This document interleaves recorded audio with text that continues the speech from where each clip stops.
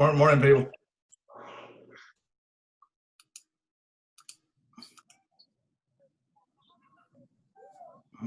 Who's dragging in?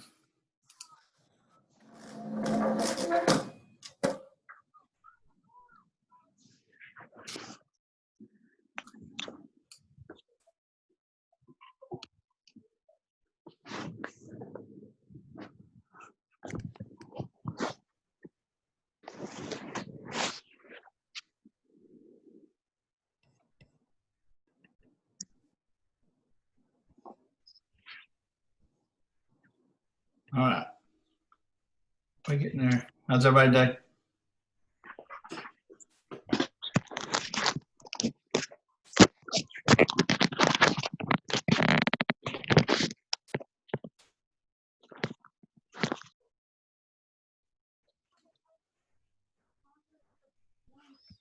Hang on, we're getting everybody in there slowly.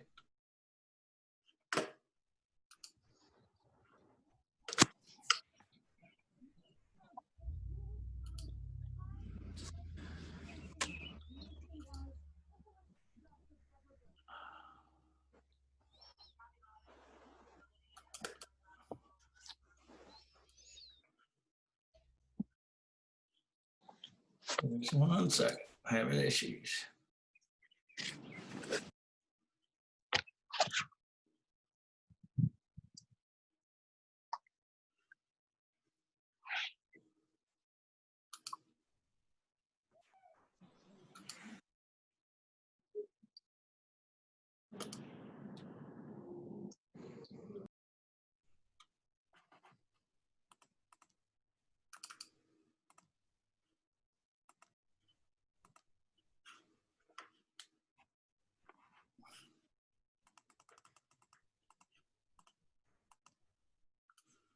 All right, here we go. Okay, guys, yeah, can y'all hear me today? All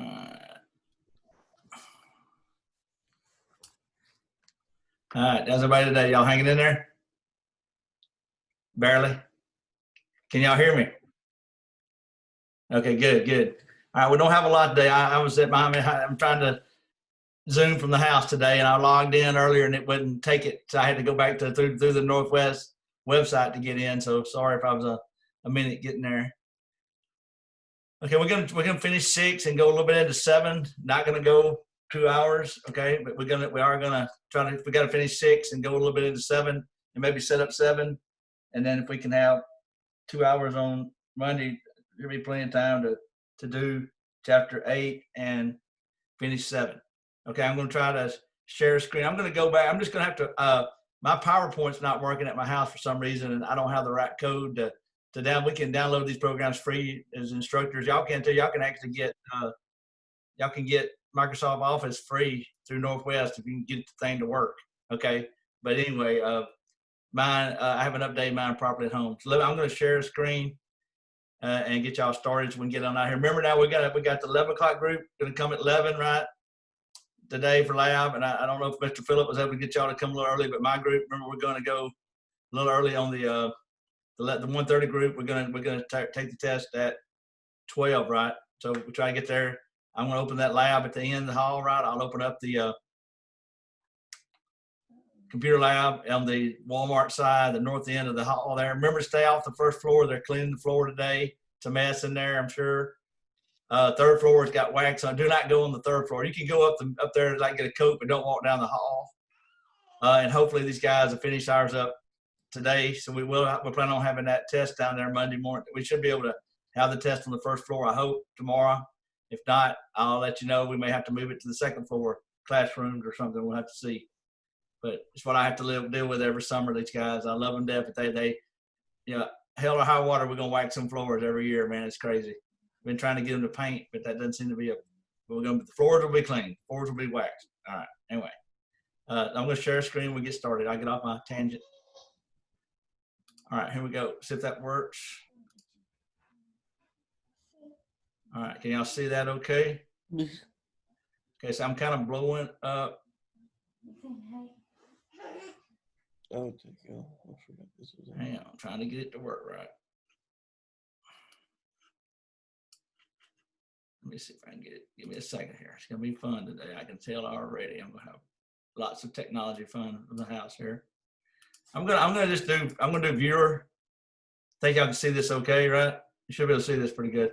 And I can just scroll through them like this. Now, I actually did this in the summer, back in the spring when we had the COVID-19 meltdown and all, and I literally got dizzy. So y'all bear with me. I'll try not to put anybody in a coma today or into some kind of shock, because this can get on your nerves.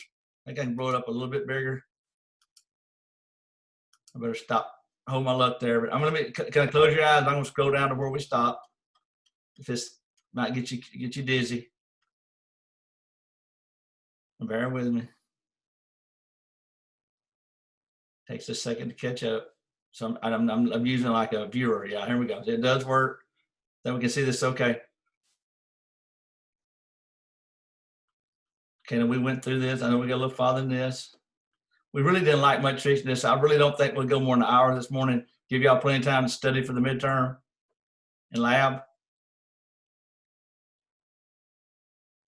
And if y'all have any questions, y'all hang on. I'll hang on to the end when we get through. If y'all have anything y'all need to ask or talk to me about. Okay, I think we did all this. We did the spongy bone. We looked at this. Don't think we got a whole lot to do today, hopefully. And y'all bear with me. Here's a kind of a cool picture. My backdrop is this is Death Valley, and this is a place called the Racetrack. And if you look, those rocks actually move, and they have a trail where they move. It's one of the craziest things I've ever seen. It's you're about 60 miles from a service station on a dirt road, and it is probably one of the most abandoned places in North America. But it's in Death Valley. And yeah, it's hot, real hot. All right. Okay, now let's back up and review just a little bit. Remember we talked about the two ways bones are formed, right? And I think that there's going to be a short answer question on the test Monday about this, right? Where we would have, this will be, that way, get my story straight. This test will be, see, I get myself confused. This will be Tuesday. All right. So our test tomorrow is on the skin and tissues. Okay, so we're actually we're lecturing ahead here, but intermembrananeous ossification occurs when a layer of connective tissue, mesothelium, these are embryonic cells type that can differentiate into different things, form a layer of compact bone above and below them, so you end up with a very thin, strong bone out of the skull and maybe the sternum. And this was a really bad art trying to show how that works, I thought. Okay, and the fontanelles, the skulls, those little holes in the skull, we'll talk about that next chapter. And this is walking through how that forms. I think this about we got into the other one. And then the other one is endochondral ossification. Okay, and this is the one where, I got a little ahead of myself, here we go, where we have a hyaline cartilage model that serves as the baby bone, or the precursor to the bone. I wouldn't say baby bone, but the precursor to the adult bone. And as it grows and ossifies, becomes bone, it will continue to have the growth plates of hyaline cartilage. And as long as that cartilage is still there, you can still make that bone longer. And we'll look at that in a little detail. Now, I'm not going to make it go like a 10-point. This is not going to be a 10-point question. It's probably not even a 5-point question. Probably 2 or 3, maybe a 3-point question. But you end up with these ossification centers where the cartilage is still dividing, and therefore that bone can still lengthen. Okay? And we'll look at that. That's what we're going to look at here with some of this. Okay, and we're going to get a picture here in just a second. So here's kind of how it works.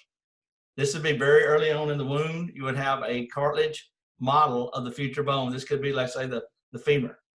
So there are no big ends on it yet, and these cells are dividing here. Okay, make sure there's somebody coming in late. I thought somebody comes in late, let me know, and I'll try to jump over there and get them.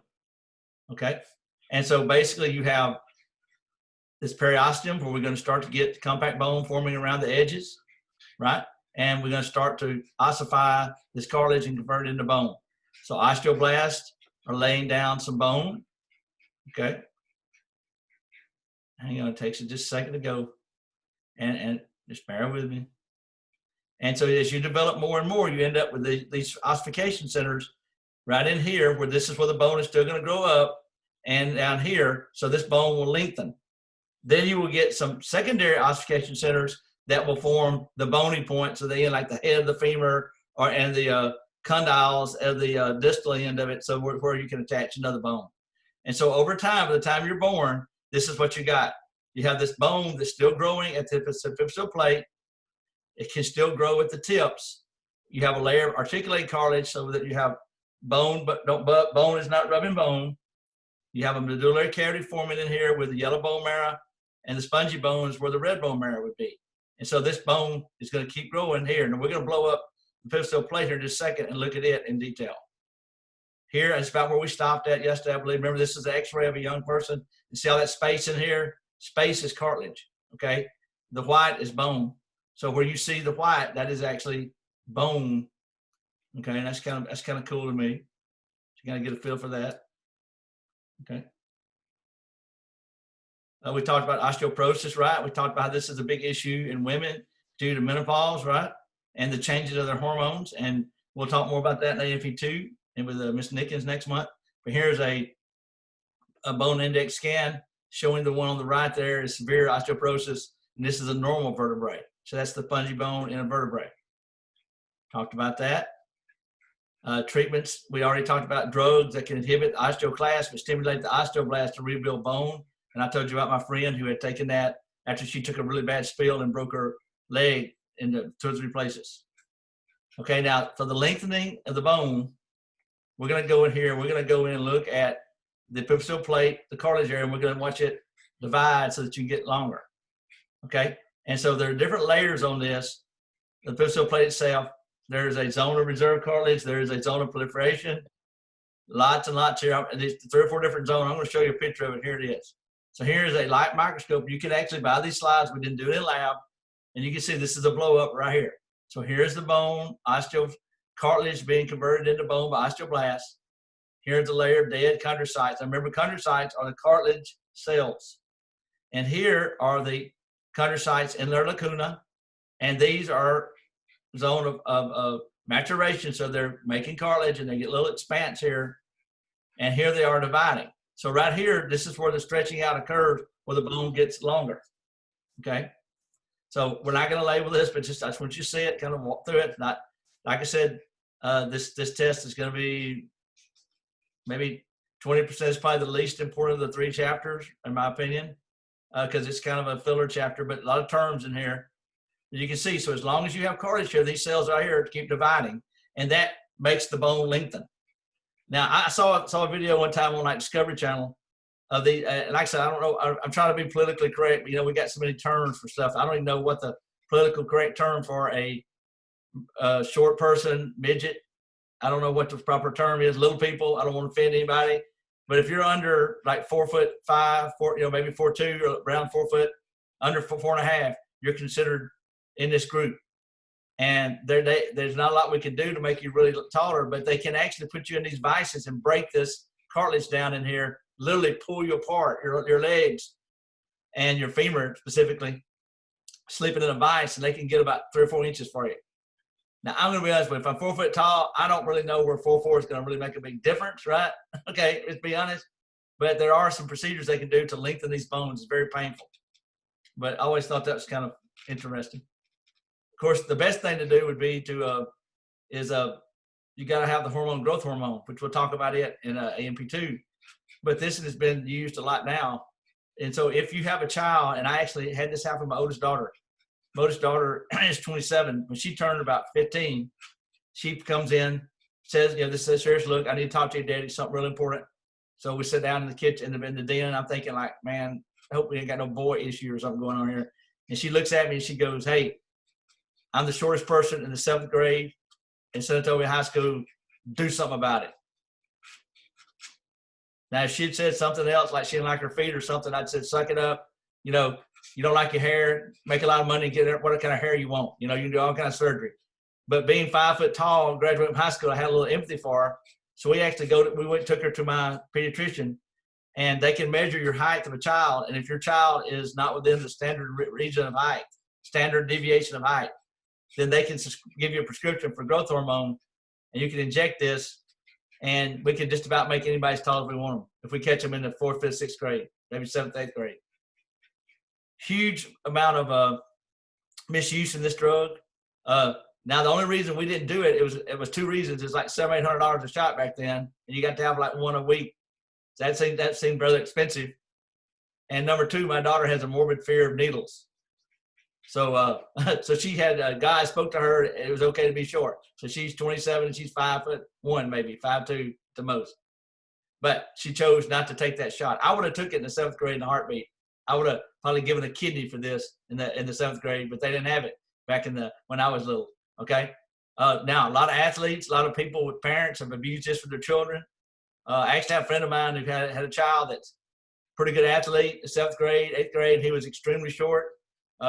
He ended up playing for Mississippi State and playing minor league baseball. So it worked out for him. He got the experience going to Mississippi State, going down to the College World Series several years ago. But he's about 6'4" today. So you could actually take a boy or girl and make them really tall with this. And so there's a lot of this being used illegally on the black market. But anyway, very fascinating stuff there, I think. Hope y'all didn't mind that, but I thought that's pretty cool. So these guys enlarge, right? And then over time, look what happens. We kind of osteoclasts come in and build a bone up, then we break it back down. So we're always breaking down and rebuilding the bone. And that's why it heals so quick. Here's some numbers on growth. Mitotic rate slows down around 12 to 15, while ossification continues. And between the ages of 18 and 21, most people completely stop. The epiphyseal plate becomes bone, and you can no longer grow. I know I've already said it before, but another bad, dangerous thing is to break the bone on the epiphyseal plate, and that will cause very weird bone growth. Okay, so that can be a big problem. Okay, hang with me. So it's kind of into the steps here again. So you kind of walk through them here. Chondrocytes in that epiphyseal plate divide, and that makes it get longer. Then there is the zone of maturation, calcification. Then the cartilage becomes, calcified cartilage. Then it's broken down and converted into new bone. So pretty wild procedure. The old cartilage cells become calcified. Then they're broken down by osteoclast. I get those back. Osteoblast. Get my story straight. Osteoclast, break them down. Osteoblast, then rebuild them. Hate that blast is build. That really throws me off. Okay.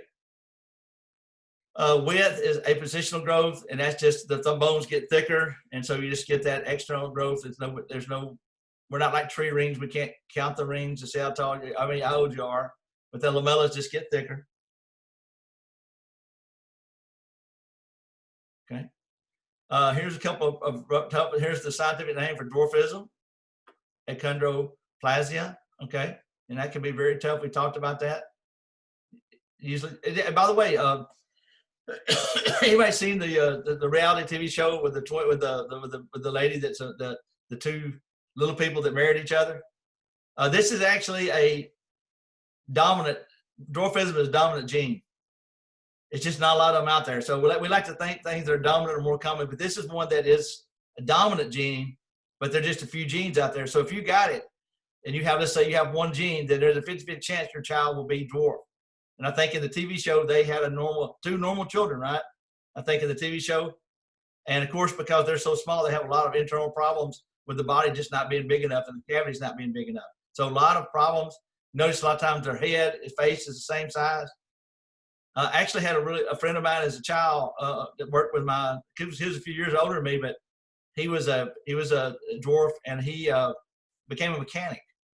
So he actually used his smallness to an advantage. I remember he worked at my uncle's. I have a second uncle that had a tractor company, and you could see a hand come up through the engine, like, give me a 3/4 branch, and they'd hand it to him. He'd be up under there. He could crawl up in the engine and work. So he did use what God gave him to the best he could, right? Here it talks about the hormone effect, which I kind of hit on. Growth hormones, one I've been talking about, been bioengineered now for about 20 years. This is one made by the pituitary gland. This is the one that Sylvester Stallone takes every day, injects every day.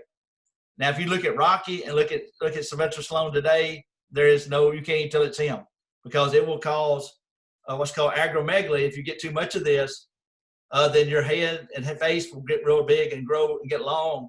And he shows signs of it. So he thinks it's the fountain of youth. I would not inject this every day, but if I were in a bad car wreck and needed to heal, I'd definitely take this. I would use this to heal, because it will help you heal. Increase bone chondrocyte division, increase bone forming. Okay, it stimulates osteoblasts, to build more bone. So fascinating hormone, but we've got it, like I said, human genetically engineered today, and it's available from a doctor. Pretty wild. Of course, testosterone is another one that is going to make the bones thicker and bigger and increases rate of myocyte division. Now, look, guys, and I'll say this as a father of 2 daughters. I do think we have to acknowledge, I think in this day of quote, quote, fake news and then political correctness, we like to think, I believe everybody has equal rights, but we would be lying if we said we're all equal physically or mentally, right? I'm not. And I don't mean that. I don't think there's any differences in any of our races on that. But what I'm saying is I'm not the smartest person in that lecture. Some of y'all smarter than me. I just do this for a living. I'm pretty sure that a couple of you girls will take me in a fight, right? Y'all stronger than me, right? I'm an old man. I'm just saying, but we have different levels of this, and testosterone does have an effect on this. And to my knowledge, and I'd be fine with this. I think there's probably some girl that could play NBA, right? I'm a big sports fan, but so far there is no girl that has been able to be even average on any male sport, any sport on the male side, and it's just a fact. I was really cheering for the young lady a couple years ago that tried to play the PGA, the Professional Golf Association, which is not golf is not a real test body size factor. Like sumo wrestling, bigger is better, but in golf there's a lot of finesse, and so there's some great girl golfers. But a couple of years ago, one of the ladies that like the #1 ranked girl golfer in the world, she's yet to make a cut on a PGA tournament. For those that do golf, no golf, they play on Thursday and Friday to play for the weekend. And if you don't make the weekend, you don't make any money. And so when they have like a big tournament like the U.S. Open, then they'll have a little mini tournament somewhere else for those who didn't get qualified for that. So she actually played the Mississippi Farm Bureau PGA tournament, which is way down. I think it's played on the same weekend as like the Masters or something. I think it's actually British Open. And she couldn't make the cut on that. I wish she would. I wish she'd win it. I think it'd be great. I'll even pick on Stephen Curry. He looks a little feminine anyway. He may be a girl anyway. Who knows, right? So I think there could be a girl that could shoot threes out there that would blow it away, right? Because he's bigger than he looks on TV, but he's not a huge muscular athlete. But as far as things like speed, throwing things, javelin, all those, the men, all the world records are to my knowledge. Hey, I hope it happens, but there's no world record of women beat the men on that I know of. If you do, please holler, let me know. But I would love to see some girls playing Major League Baseball, possibly, or definitely NBA. Shooting the 3-pointer. Come on, man, that could be done. But testosterone, we have to acknowledge, has a huge effect on men, makes them bigger in general. Now, not all men are bigger, but in general, the species or whatever man is a little bit bigger than the female. Okay, and we cannot argue about that. Estrogen is another one this is what causes the girls' growth spurt in like the 6th grade. Remember that, guys? When all the girls got taller than us in the 5th, 6th, 7th grade. I never did catch up with y'all girls. Okay, but that was estrogen triggers that. Look at that, increases the rate of longitudinal bone growth, and we see that in like 4th, 5th grade, 6th, 7th grade, and inhibits osteoclast. And then that spikes early, and so the men then catch up with you later on in life because of the testosterone causes a higher average height differences between the gender. Not saying they ain't some tall women. Okay, so there we go. Excess growth hormone can lead to giantism. A lot of the people that have giantism, like probably the most, who do y'all think, Andre the Giant? Remember the girl, what's the movie, the kids movie, the Princess and the Giant? That was him, and he also was a real famous wrestler. But he was born with a tumor in his head, in his adrenal gland, that made him make too much growth hormone. So giantism is too much growth hormone, and that's pretty wild. And by the way, most of these people have medical problems in their 50s. He died in his 50s. I don't think God intended us to be 8 foot tall. Okay, there's a lot of anatomical, physical problems with that height. But it is kind of interesting. Y'all might want to Google this one. A lady named Sandy Allen was the tallest female on Earth until she died a couple of years ago. I think she died a couple of years ago. But she was severely disabled. She had a hard time walking. And I bet somebody back in the 80s or something like 80s or 90s, did a news piece on her, and that she was at home unemployed. And I think Gerber, one of the baby food companies, hired her, and she basically made a living off of her physical height. They paid her to go to kindergarten classes and take pictures, little Polaroid pictures with kindergartners. She'd stand up, and she was like 8 feet tall. And she did a talk on tolerance and loving each other and not judging somebody by their physical appearance. I thought that's pretty cool. Saw some video of that several years ago before she passed away. Acromegaly is a really bad one here, where you have too much growth hormone post-puberty. And by the way, they can treat that. So giantism can be treated by surgery to stop the tumor and the pituitary gland. Before, several years ago, when I had a little spare money, and which don't seem to have as much now, but I would buy some trading, like baseball, football, basketball cards. We usually try to pick up some Grizzly player.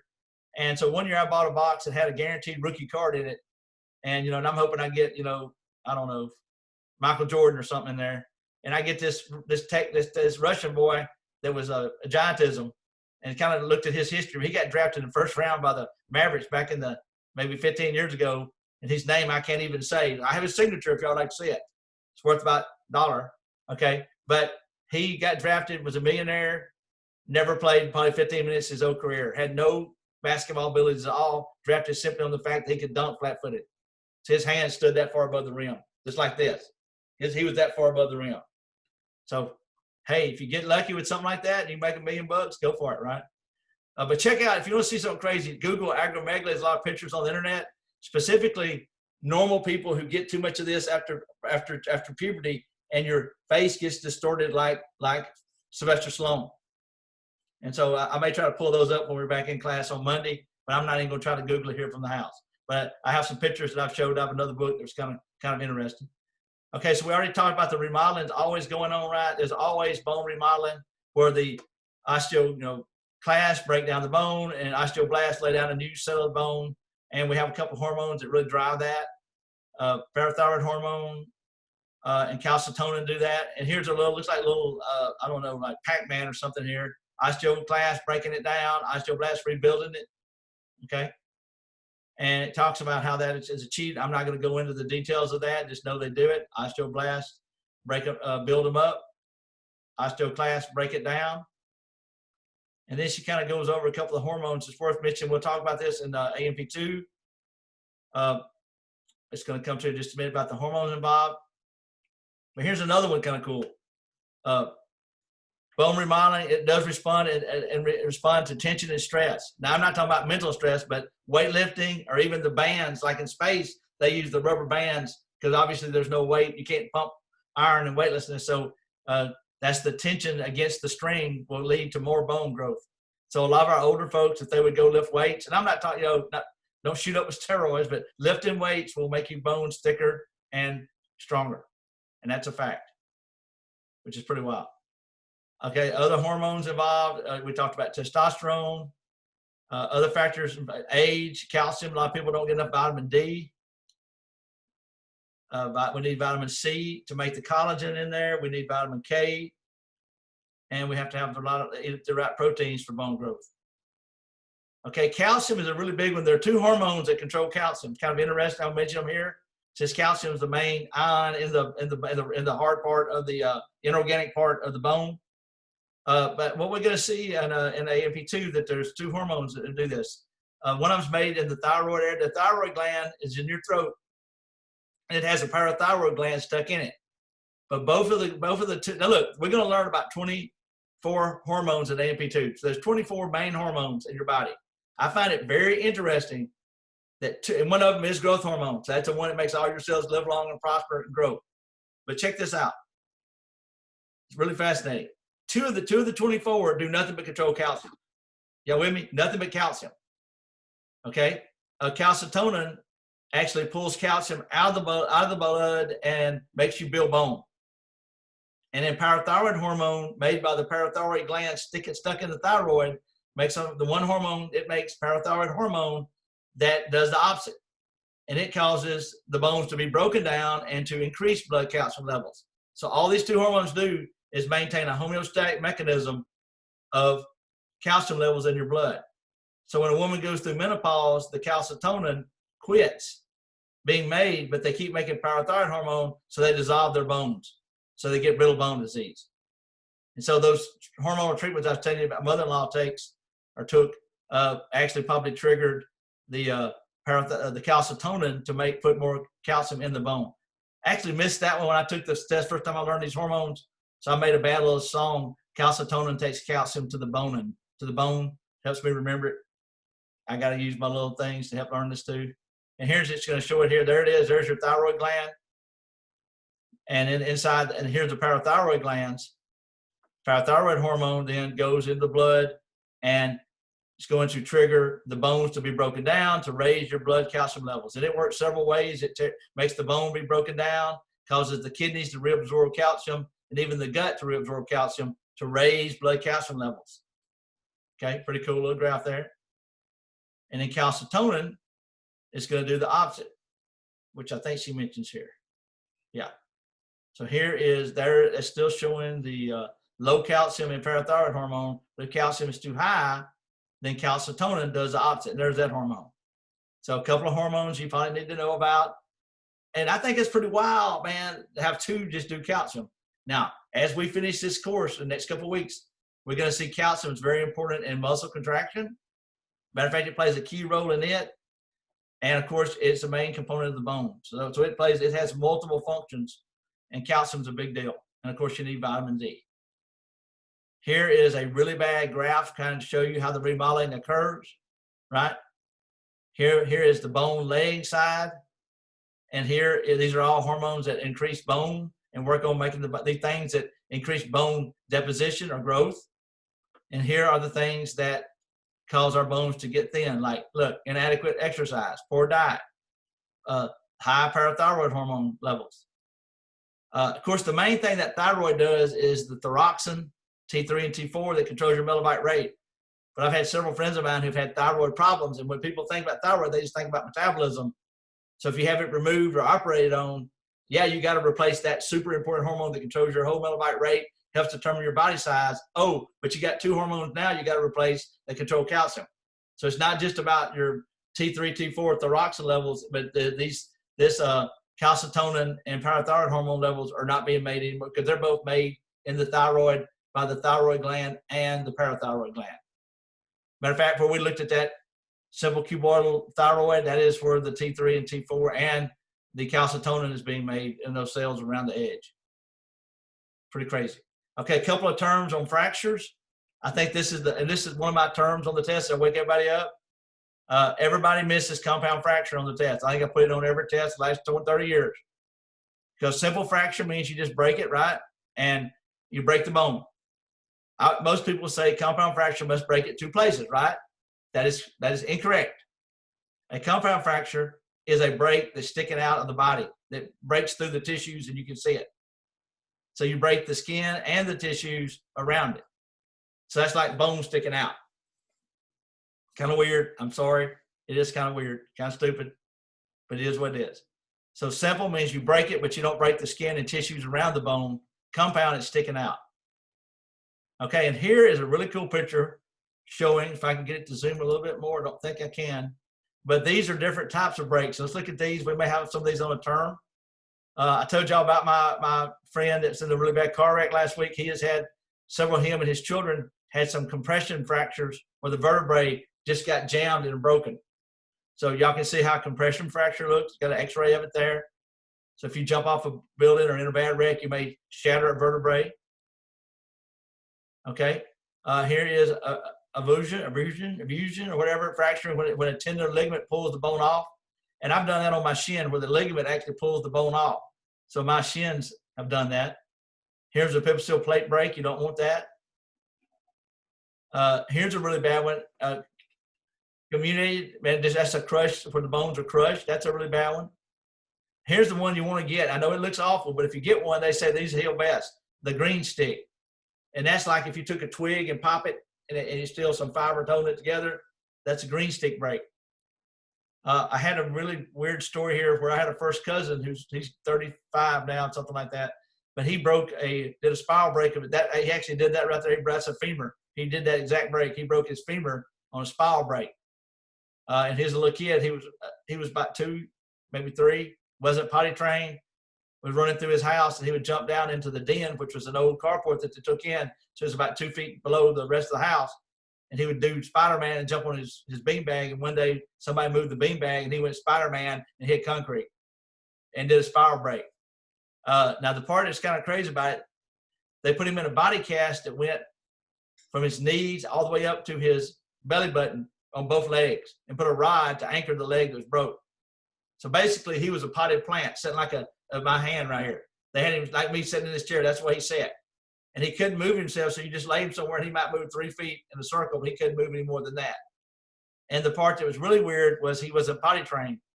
So they had a little hole in the cast like that for him to poop out of. How do you think that worked? We called him Stinky to his 25. You could smell him coming in the house. The nurse actually threw up when they cut the cast off, I was told. So really bad experience for that body cast. They probably should have made it big enough to put a diaper on. When you break, of course, bones bleed, so you have to have a blood clot there, and it talks about how that all happens. Nothing big there. Nothing big there. Just talking about bone repair. That we're about through with this chapter. Here's a cool little picture showing it. When you do break one, fibroblasts come in and put cartilage down and connective tissue down, and then get my story straight. Osteoblasts come in and we make bone, and you end up with a spot that's actually thicker. And I've actually seen an X-ray of his femur is thicker. It bubbles up where he broke it, and I think he has to put an insert in his shoe. One of his legs is maybe a 1/4 inch shorter than the other one. So other than that, he's made a pretty good recovery. Okay, I believe that's all of that. Is that the last slide? Some of y'all got looking at it. I think that's it. I'm gonna stop. I'm gonna try to go to the other one here and go to a little bit into 7. All right, we got people trying to be admitted and see that. Y'all have to holler at me. Y'all can mute in there if y'all see somebody trying to get in. Sorry, I didn't see that on my screen. All right, give me 1 second here. Let me do a little move around here.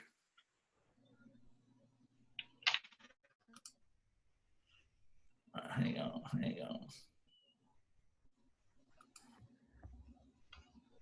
All right, wasn't too bad. It's not quite as good as my PowerPoint, but like I said, my PowerPoint's not working good at home.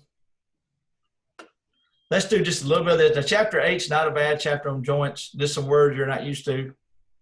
Let's look a little bit in the bones. And this is actually where you get into the anatomy of this. We're going to look at the names of the bones. All right, hang on. I don't have it quite ready. I got to get it to share mode, and I forgot to do that. Hang on.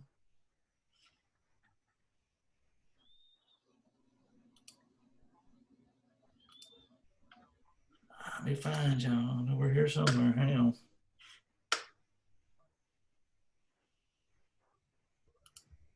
All right, here we go. All right, where we at? All right, we're going to go just a little bit in this, and we're going to call it.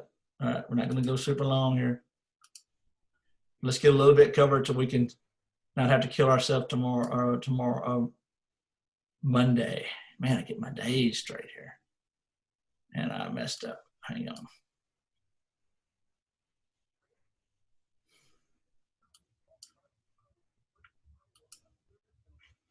Here we go.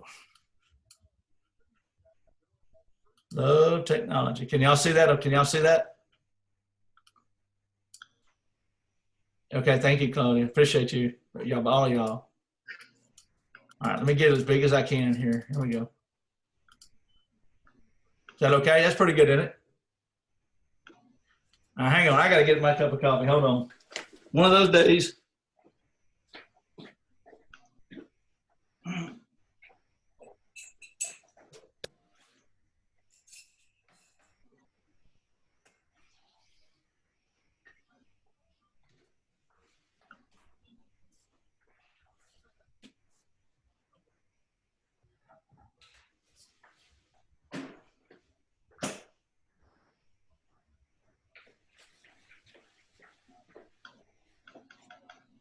Right. Sorry about that. I had to have some coffee. It was hitting me. I didn't have my normal coffee that I carried with me to enjoy. Oh, wait. I'm using a backdrop, so I disappear. Sorry. Okay, now on this one, now obviously we're going to spend a lot of lab next week. All lab next week is pretty much going to be bone. We may go ahead and cut that brain on Thursday so y'all can have the weekend to look at it. And then we'll maybe finish the bones on the Tuesday of next week. Well, not next week, but the next Tuesday. So On this chapter, we're going to skip most of probably 2/3 of it, and we'll do it in lab. So we're gonna run through it and hit the highlights and show you a couple weird things on bones. But once again, there's only going to be one diagram you're going to have to know for this test on Tuesday. Show it to you as we get to it in just a minute. Okay, so the first thing is that we do have about 206 bones in the body. When there's many structures on those bones. So there's probably over 700 or 800 things you can learn on the skeleton. Okay, we have two big parts. The axial skeleton, which is the skull, vertebrae, everything down the middle. Then the appendicular skeleton are the things hanging off the axial skeleton. So that would be the arms and the legs, okay? So pretty straightforward. Here are some of the generic bones that you probably should learn in the 5th grade. I think I actually have this picture or something very similar to it on the test next Tuesday, just to name the big parts here. Hopefully you know these. Humerus, ulnar radius, right? Wrist bones are carpals, metacarpals are hands, and phalanges and toes. Fingers and toes are called phalanges. Foot bones are metatarsals. Ankle bones are tarsals. Tibia, the shin, fibula behind it, patella, femur. We'll learn this pelvic bone has got like 5 names. Well, the pelvic bone is one name for it, but the big one here is called the pubic bone. It's called the hip bone. I mean, it's got multiple names there for that one. The pubic bone is just got crazy name. Wish we'd get together and agree on it. Then we got ribs, sternum. We're going to learn 3 parts of the sternum. Of course, y'all know the clavicle and scapula, and we'll learn the different vertebrae. Okay. The axial skeleton is a skull with 22 bones and lots of holes and little parts to learn. Probably the hardest part of the skeleton is the skull. We'll do that on Tuesday. We'll do that first because it is pure evil. And so let's do evil first like we did epithelium so then we can have more time to look at it every time we meet. Then the vertebrae, there are 33 vertebrae bones, including 24 individual vertebrae that project out, protecting the spinal cord. Then the thoracic cage with 12 ribs, the sternum, are all axial skeleton. So we'll look at those first. I find vertebrae very easy. And I've got pictures. I'll bring my lab book in the lab and we will put the pictures up on the projector and we're going to eliminate some of these. So there's a lot more detail in the pictures that we put in our lab book, and the Ammerman book has more detail than I really want you to know. Okay. Okay, then the appendicular skeleton is the pectoral girdle, which is going to be the arms, limbs, clavicle, scapula, and arms. And then the upper limbs, of course, arm, forearm, all that. And then the bottom part, the pelvic girdle, is the hips and legs, thighs, all that, all the lower parts there. Okay. A couple of terms here that can drive you crazy here. Depressions, as a hole or pathway for blood vessels to go through, or site for articulation. Openings usually have things go through there. And you can have these little knobs called projections. So we're going to go through this table. These are different words in the pictures that you need to know. These, and actually, the anatomy, remember y'all signed up for a human anatomy and physiology, and I've already told you I like physiology more. But this chapter 7 is pure anatomy, right? You just have to learn, memorize, hopefully sum up the long term, all these bones and these parts of the bones. Well, table 7.1 is some of the names that are going to appear on the pictures of things you got to know. Now, we're going to see the same thing in muscle. Now, I am better, for me personally, is to memorize a picture and learn it. But a lot of people, their brain works different than mine, and by knowing what the word means, then they can articulate, they can understand the naming of the part better, because the name usually tells you where it's at or something about it, okay? And so I can understand that one too. So by learning these bone marking terms, a lot of these are used in the book, in the pictures, in the naming of the bone. Well, I'll show you some as we go. For example, a facet is a shallow, convex, or concave surface where 2 bones articulate. So we have articular facets where the ribs attach to the vertebrae. Okay? A fascia or fossa is a indention, a small indention in a bone. So here is the humerus, and this olecranon fossa is in the back of your elbow, and your elbow is called the olecranon, and the hole it pivots in back in the humerus is olecranon fossa. So that's one of my favorite terms. I put that on midterm, on finals in AP1. Olecranon fossa is this indention hole in the back of the humerus, in the posterior side, back side of the humerus. The head of the femur has a head here, has a little hole in it called fovea. So fovea is a shallow pit. So fovea capitis is a shallow pit in the head of the femur. And actually a ligament attaches here that supplies blood to that head. We'll talk about that in lab, maybe a little bit in lecture. Others, here we go, and it won't blow up anymore. I'm sorry, I can't get it to blow up any bigger, at least today. But a groove, long indentation along which a narrow structure travels. Canal or meatus is a hole or tunnel through a bone. So we're going to see a lot of that. You'll see meatus or canal means a hole in a bone. Usually blood vessels and nerves go through it. Fissure is a narrow slit in a bone. A foramen is a hole in a bone. If you want to see something crazy or feel something by pushing your fingers right here, you can feel your supraorbital foramen right here. These are holes right above the eye socket that blood vessels come out. And don't pinch too hard there, Claudia. I don't want you to paralyze your face, your lovely face. But anyway, it won't hurt. You won't hurt it. But but just don't take an ice pick there or something. You could damage yourself. But you have two little holes right here, and I'll show it to you in a real skull in lab. Okay, we'll have to share that with the other lab. Condyle or rounded end of a bone that articulates another bone, little knobs. A crest is a ridge or projection. The head, it just means a round projection sticking off. This is the head of the humerus. Okay, and the tubercles or tuberosities are small, rounded, bony projections, usually where a muscle is attached or tendons, ligaments attached. Usually a tendon attachment or delta or mainly tendons, I'm thinking here. Epicondyles are smaller projections, smaller than the condyles, okay? Process is another bony projection sticking out, okay? So here's one called the coracoid process right there. And there's the acromion process. That knob right on the top of your shoulder is your acromion process. So that's just a knob sticking out. A spine is just a thin, is a spiny part, like right that thin. This is the spine of the scapula. Okay. Here's a weird one. Has anybody ever felt the back of their head and feel like they got a tumor back there? Maybe they're gonna die. I got a tumor. That's a protuberance, an outgrowth of a bone. Okay. So you got one back of the head. It's kind of weird like that. Trochanters is another large projection found only on the femur right here. And sometimes we just got a line right here. This is called linea aspera. It's a line down the back of the femur. Linea aspera.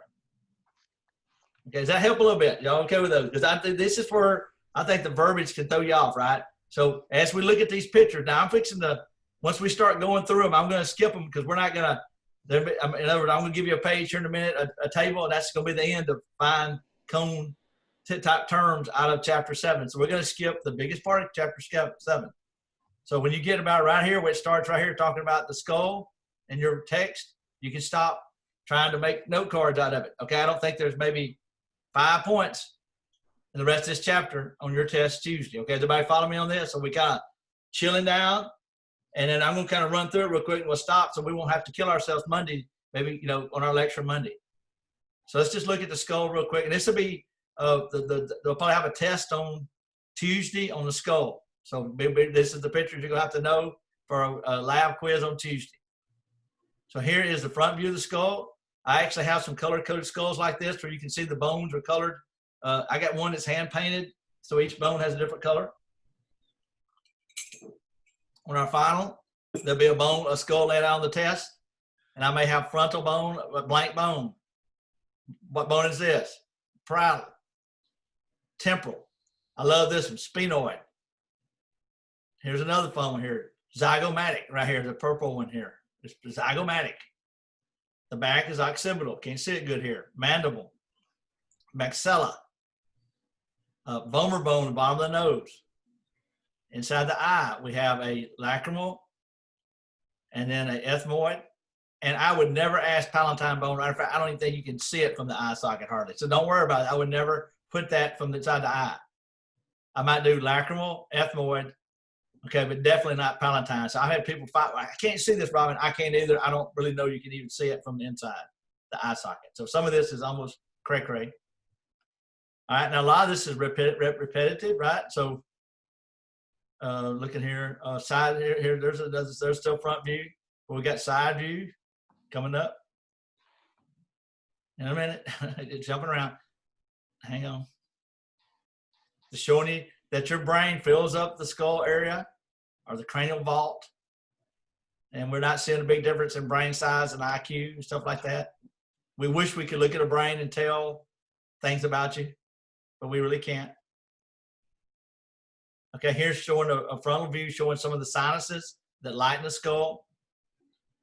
And here it is. Here's the more detail. So these are the ones I will probably, what I normally do on the test Tuesday in lab is you'll either get this front view, and that's just a plastic, a real skull, that's actually a real skull picture showing it, or a side view. And I'm not going to tell you which one, okay? So you're going to get one of those two, which are what? The superficial parts of the skull. Mainly and we'll eliminate some of it, mainly the big bold words.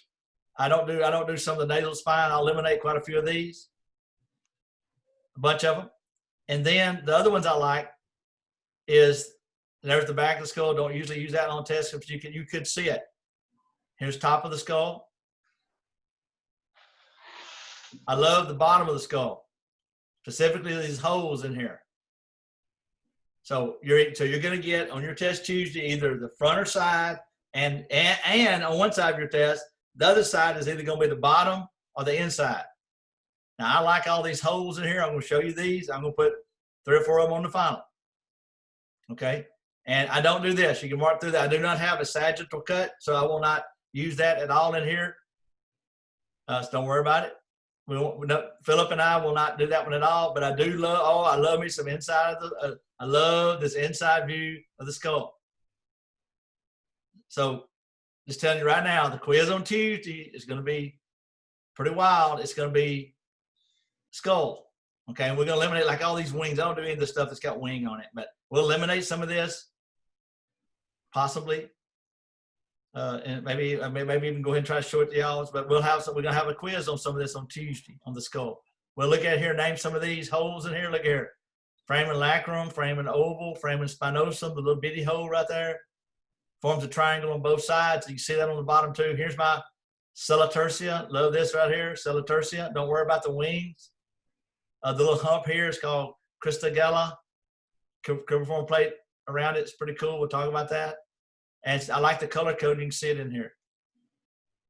So, but I'm going to, like I said, you don't have to know this for lectures. So I'm just going to kind of blow through some of this real quick. And we may, we'll talk, we'll get it going here. And then she does a really good job with tables showing all these bones pulled out loose. So frontal bone, parietal bone, occipital bone, that's what it looks like laid out. Once again, I'm not going to go over all these because we're going to do that in lab. We're going to spend a lot of time on that in lab. So here are tables on all the skull bones. Okay, lots of skull bones. A lot of skull. Okay, I'm just going to skip that. And we're going to do that in lab. Here's one. I love this. Tissue articulated skull. And I don't try this at home, but this would be all the skull bones blowed out. And I actually almost bought one of these. This got all put out on a piece of plastic like that, but they were like a model that had been exploded out. But you can see that the skull is quite complicated with lots of maybe a lot of pieces, a little bit more to it than those 22 bones. Okay. Once again, we're going to do this in lab, so I'm skipping this. I just want to show you what's going to do. I'm just going to hit a couple of highlights and we're going to get out of here. Nasal concha, nothing much here. I want you to know more sinuses. She goes right into detail on the skull. Once again, we're not going to have that angle. I mentioned the fontanelle. Let's look at, there should be a picture here of that coming up right here. Someday, there we go. But babies have this fontanelle, specifically this anterior fontanelle that doesn't ossify until they're a year or two old. And that's so that these bones can overlap during vaginal birth. There it is. And every time the heart beats, that thing pops up. That always drove me crazy as a parent of a small child, right? I like to put a toboggan on or something where I couldn't see the pulse going up and down. It's a vulnerable place also for the child there. Here's a baby skull, front view. Now here's a weird one. Let's mention this. I don't see it on, I'm not gonna flip back to the first skeleton, but in your neck, you have a bone right here that anchors the tongue called the hyoid bone. It is the only bone in the body that does not articulate another bone. So if you were doing the bone song, this would be not in the bone song. This would be the only bone not in the bone song. I mean, really. So the hyoid, and I'm going to show you how you feel yours. Take your thumb, stick it up the mandible, now throw your tongue out, and you feel it hit it. We'll do it in lab, and I'll make you feel it in lab. Since y'all don't want to cooperate today, that's fine. But it's very small, maybe half a pencil long. I mean, very small, like that. But that's one I put on the test. That's been known on the test. Interesting forensic stuff that I didn't know about until I got more into this, but you can actually tell the sex of the person by the skull, the forehead, which is pretty cool. Males have a supraorbital ridge, more prominent mandible angle of the male skull is closer to 90 degrees. Mastoid process is different. You can look here. Here is the female on the left and the male on the right. So there is a definite difference in the skulls. It can be seen, told apart. Pretty wild. So that it is possible to tell that. You can also look at the contents of the minerals to tell where they were from, what maybe continent they came from.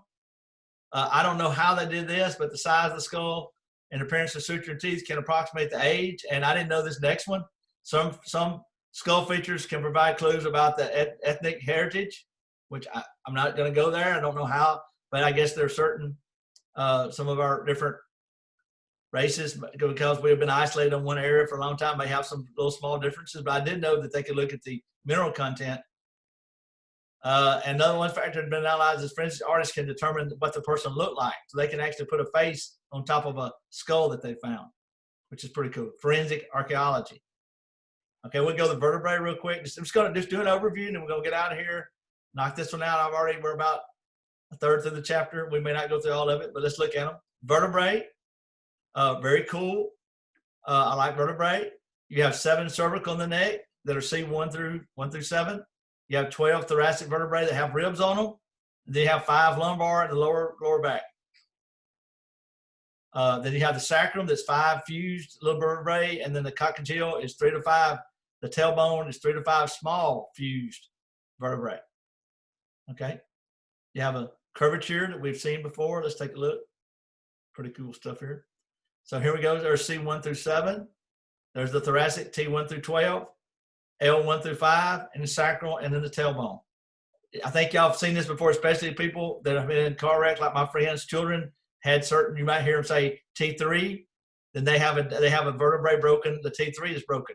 And maybe they've got nerve damage to the spinal cord at that level. So you can learn a lot when you go to the hospital. If you ever have anybody having back problems or neck problems or pinched nerve, they will mention exactly where it occurs at. Okay. A lot of people have sway back, scoliosis, and look at some of these pictures. Look, so scoliosis, sway back, humpback, and so these are some real. I've got several friends of mine, former students, that had a lot of problems with this, that have to wear braces and stuff and try to get the vertebrae. So a lot of people got issues you don't know about, and one of them is this vertebra column is not proper shape. Okay, now each vertebrae. Let me get a picture of vertebrae up here. I just think vertebrae are pretty easy. This may help. I'm trying to help a little bit. But each of the vertebrae have about 7 common names. Okay, now watch this real quick. Every vertebrae has a body, 2 little bones sticking off the body called the pedicles. Then they all have a transverse process, and that's where the rib attaches. The little bone behind it called a lamina, and then a spine out the back. Now, if you run your fingers down somebody's back, you're literally rubbing their spines right down the back. That's the spinous process down your back. In a fish, it becomes one of those, gill, not a gill, but one of the ribs sticking out. And like I'm thinking about a brim, right? All the sharpie things sticking out their back. And we don't do that on ours. Ours just runs down its back, and we have meat around it. But you can run your finger down someone's back with their permission, and you can feel that knot. That's those. So one more time, everybody has a body, every vertebrae, 2 pedicles, 2 transverse process, 2 lamina, and a spine. 1, 2, 3, 4, 5. Now, lay it over here. Here's that same one laying right here. Right there's the spine, body, pedicle under that transverse process. Now look, it also is going to have 2 knobs to grab the vertebrae above it. Right there, you can see it. And one to grab the vertebrae below it. So here is the superior articulating surface here, and you can see it here on the top of that. And up under there on the bottom of it, the vertebrae right there would be an inferior articulating process to grab the vertebrae below it. So these things snap on like almost like Legos, right? And they actually, you can hook them up. Now in lab, we ordered a bunch of these, and I actually had one that was on a plastic string, and one of the teachers cut the freaking string. I don't know why, but the vertebrae were all in order. It was like a necklace of vertebrae. I thought it was pretty cool. But we'll look at these. We'll spend quite a bit of time looking at these in lab. I'm just going to move on through these. Okay. And here are the ones in the thoracic. The cervical ones have a unique shape. Okay. And we'll look at these. This is actually C1 is called the atlas. It has a special name. And C2 is called the axis. It's going to come up. And it has this knob on it. I love to put those 2 on the test individually on the final in lab. Atlas and axis. C1 and C2 have a special name. C2, that's the second cervical vertebrae. And look at this. This is kind of cool. The skull sits right here on these superior articulating faucets. Now watch this. When you do this, turn your head, you'll pivot your head and the atlas on the axis. The axis doesn't pivot then. When you do this, you're not moving C2, you're moving the head in C1. I'll show you that in lab. It's very cool. And a lot of people are getting hurt in airbags, breaking their neck by popping that dens, and your spinal cord's right here, and it can kill you. So we've got to be careful with airbags. And some of y'all are petite ladies in my class. Y'all could be hurt by an airbag, at least in an old car. Now, new cars kind of got that worked out. And here they are lined up, kind of cool. Okay. And then thoracic vertebrae. There are 3 of these, and we're going to learn these in lab. Once again, got all the same 7 parts we talked about. Okay. Got a picture coming up. Here they are. All right, I've got somebody knocking on my door. This is really interesting, y'all. Hang on, let's take a pause here real quick. Let me see who's knocking on my door.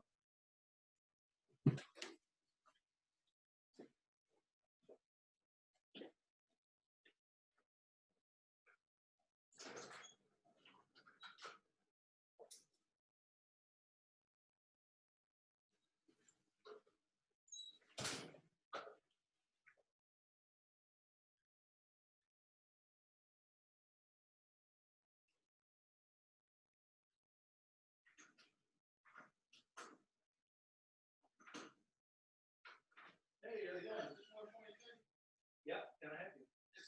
Oh, okay, no, yeah. Oh, no problem. Yeah, no problem. See that back. I didn't see it. That's okay. No, I got to put a number on that thing. I'm sorry about that. Yeah, this is my wife. You see that back here? Thank you, sir.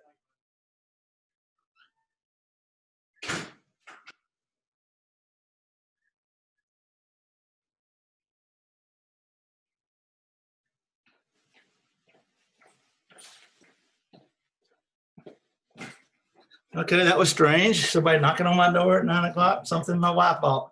All right, sorry. We're about to stop. We're about to knock through this. Sorry about that. We'll look at these and we'll learn. There are 3 different ones of these. There's lumbar. There is these. Looks very different. So we have the thoracic ones, and then we have lumbar. So you'll have to identify these in lab between the cervical, thoracic, and lumbar. Okay. So there we go. Here's what I was looking for. So here's a cool picture. I love these tables. Look at this. So here's cervical, thoracic, and lumbar. All right. And you would learn those. Different types of fractures. We're not going to worry about that. Sacrum here. Just look overview, looking at these in lab. Let me get down to this. I'm trying to get a picture of it here. Lots of verbiage on our PowerPoints here. This is the longest PowerPoint in the book. But here it is. Take a look. Here's the sacrum. There is a hole going through the spinal cord, goes through here and ends, but it's still some nerves that come out the tip. So there's a tunnel in here called sacral canal, and there's a hole at the bottom called the sacral hiatus. And then there's the coccyx bone, the hip bone, the tailbone. If you've ever broke this one, this is a bad one to break, people. There's nowhere to tie that one. You break an arm, put it in a cast. You can't put this in a cast. You have to have this set. A lot of women break this during childbirth. They set, then you set on a balloon, you set on a donut, air-filled donut for about 3 months. Let it heal itself. Very, very painful. You do not want to break that one. Okay? You just can't put that in a sling or think about that. And then we have these different holes. We'll look at those. Love that one. Sacral promontory is one of my favorite terms too there. We'll pull these up and look at each of these in lab. Okay, we're getting close to stopping here. I know y'all had enough. Okay, we're just trying to do a little overview of the skeleton here. The vertebrae, also, I like this too. These look like a moose if you've had a few drinks. Can y'all see the moose here? Okay, it kind of looks like a moose. And this is lumbar and thoracic look like a giraffe. Actually wanted to put that in my lab book, and the author of Miss Ammerman would let us use her pictures. But I was calling it a giraffe and a moose long before she put it in the book. But we honored that and then put it in our lab book. Moving on. Nothing much here. We're going to be looking at those in lab. Herniated disc is when the intervertebral disc slides out and pinches into the spinal cord. It's in this sacral canal hole, and that can be real painful. Should have a picture of that, maybe not. Okay, sorry. Then we got the thoracic cage. Looking for it. Takes it a second to catch up. Wished I was in PowerPoint, guys. I'm sorry. Yes, I'm getting dizzy too. Here it is. I love this. This is on everybody's file in my lab. You'll either get manubrium, body, or xiphoid process. The 3 parts of the sternum in lab. Notice the ribs, the first 7 are true ribs. Then you have 8 through 10 are these false ribs, with the 11 and 12 being floating ribs. The 11 and 12 do not touch to the sternum. A lot of women can have these removed. And men, if you want to look thinner, you can remove the false rib, the floating ribs, and you'll wear a pant size smaller, okay? And you can't take a kidney punch either. So keep that in mind if you have that surgery. Your xiphoid can be quite weird, can feel very weird. We'll talk about that in lab, but that's the tip of it. That's what people break doing CPR. A lot of times we break that doing CPR. Okay. I don't do any rib parts on my lab, so just skip all the rib stuff. Ain't gonna do it. We got enough in lab to do without that. Okay, then we'll go down the arms real quick.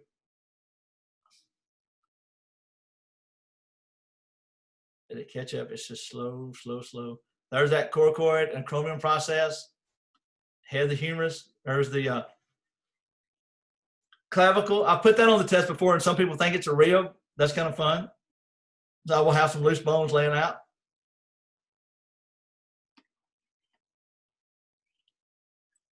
Here is the scapula, which, by the way, if you've ever fried chicken, that's what you're frying, is chicken scapula. Okay. So this is actually the breast bone in chicken, but this is the white meat, and it's a supraspinosus fossa and infraspinosus fossa. This indention here is where our white meat is that people like on the chicken. And there's that chromium coracoid process, and this is just looking at the inside and outside view of it, or anterior, posterior view. So we'll have scapula, and I do make you learn left and right. So Philip and I make you be able to pick that up and tell me if it's left or right. Okay. So, and then the humerus, here we go, and we learn the parts of it. Now remember, this is anterior view. There is a coronoid fossa on the front and olecranon fossa on the back. Then you have these knobs here. This flat one is capitulum, and the one sticking out is the trochlear. So I do love those. And then we have a couple of ridges here that we need to know. Intertubercle groove or sulcus here. Greater tubercle, lesser tubercle. These are knots that do not show up in the picture, so I apologize on that. So we'll look at those in lab. I'm gonna, like I said, we're gonna run through this and try to get this knocked out, or almost all knocked out. I don't go crazy on the radius picture. Let me get it, pull it up. It's coming. Man, it's just a long chapter here. So don't put a lot of this on your test in lab, but we'll look at a couple of it. There's the elbow called the olecranon. It pivots in the trochlear groove, so trochlear notch. Radial head is how you tell you're looking at the radius. Radial tuberosity is a little rough spot on it. And then the tips are always called styloid processes, any sharp, pointy tip. Nothing much on that. There's a real picture. Probably the hardest thing other than the skull, holes in the skull, are the wrist bones. Let's take a look at these. These are kind of evil. This is the anterior view. This is looking at the right hand like this. Me turn around looking at laying flat. Y'all looking at it like that, I guess is what y'all saying there. With that being right there.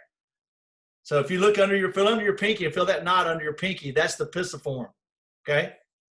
So look at this. So you have a hamate, capitate, trapezoid, trapezium, scaphoid, lunate, and the tricretium, and the pisiform is under it. And so there are 8 of them, but in the skulls I have, the plastic wrist I have, that they fuse the pisiform and the tricretium. Okay, now on top view, you can't see the pisiform because it's hidden under the tricretium right here. But take a look. Trapezium, trapezoid, capitate, hamate, tricretium, lunate, scaphoid. Now, they got all kind of ways to learn them, but for me, if you use their little song, then you got to do clockwise on one hand, counterclockwise on the other, because these are mirror images. I just do finger association. Look at this. Thumb is the trapezoid, point finger, scaphoid. Bird finger is capitate, because if you shoot somebody a bird, you might get killed. And then pinky ring finger is hamate, and then on the tricretium is out there on the outside, way outside, with the pisiform under it. Works for me. We'll look at those in lab. They can be quite evil. I'm gonna skip on. I'm about ready. We're gonna get out of here in a little few minutes. But there it is. There's a better view of right wrist, bottom view. For y'all, that view. Okay, and then on that side is the other side of it. I'm getting mirror images from my camera, but these are top view, inside view. Wrist fractures, man, a lot of people break these, especially us older people, break a lot of bones in the wrist. Specifically older people, children and people over the age of 69.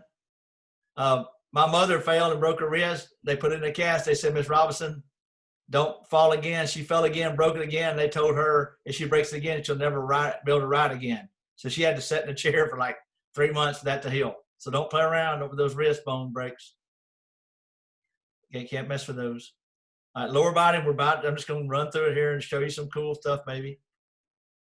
And then we'll just have to do joints on Monday, which is a pretty cool chapter.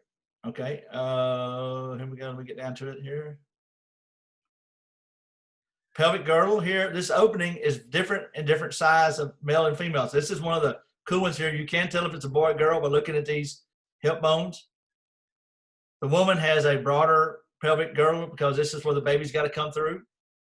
But you can see that we have the ilium. It's 3 bones: ilium, pubis, and ischium fused together. That's kind of hard to see it like that. Let me get a side view. So we'll have quizzes on some of these. Obviously, we're not going to have as many quizzes I'd like to because it goes so fast.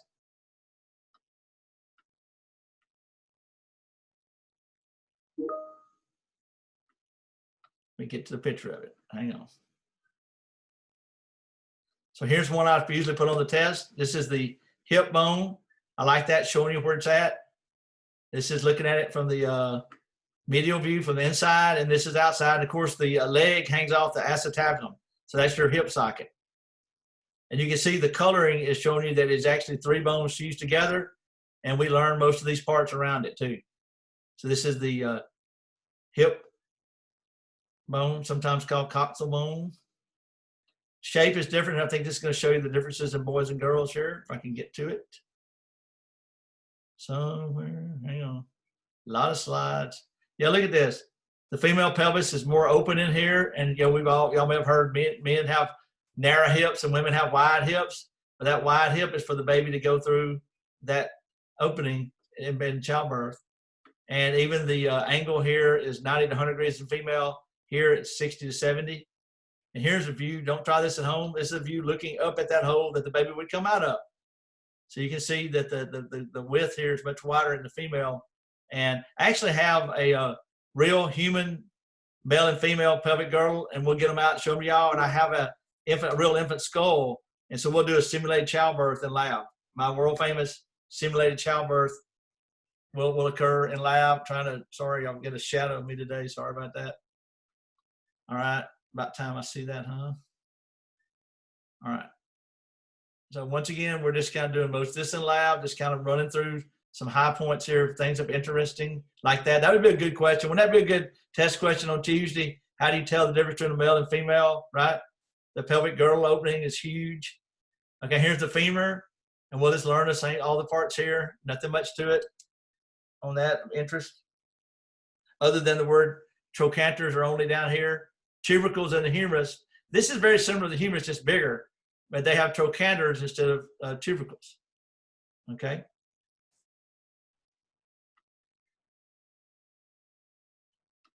On the tibia, trying to get a picture, guys. I'm sorry, there's a lot of verbiage on these slides.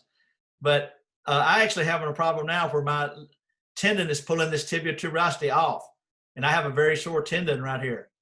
And so it actually I got a knot there. Look in your knees, see if you have a knot in one of your knees. So you pull this bone off pull the bone off of the rest of the bone. And so there's a little piece that sticks out called tibia tuberosity, and it can break off. And I'm worried about it on me. I may have not stretched those tendons enough. Anyway, cool stuff here. And here's one of my favorite words in the book. The end of the tibia and the fibula near the foot is called the malleolus. This is actually what we tie our shoes on, right? The lateral malleolus is on the outside, and the medial is on the tibia.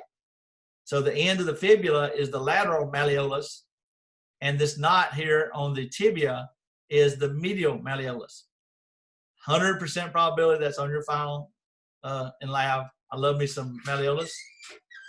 And then we get down the foot. We're just about done. We're going to get out of here early. Just rolling through it. Here's the foot. And the big toe hallux there. Look at that. Phalanges. And you've got the big ones here. Navicular, calcaneus, talus, lateral, intermediate, and medial cuneiform, those three. And then you can see that I'll have a couple of foot bones here.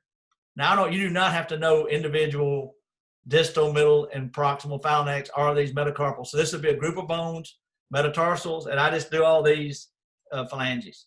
I'm not going to go make you learn all those. Side view, a little bit better. You see the navicular, medial cuneiform, calcaneus, and we will not learn those individually. Good stuff here in the book about arches. And we can talk about that. So that's where our shoes can help us with some of that.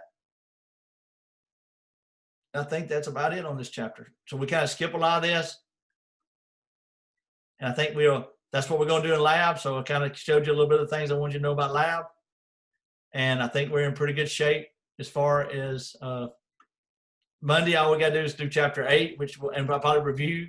And I'm probably going to pull up some pictures that y'all need to know for the test on Tuesday. I'm going to stop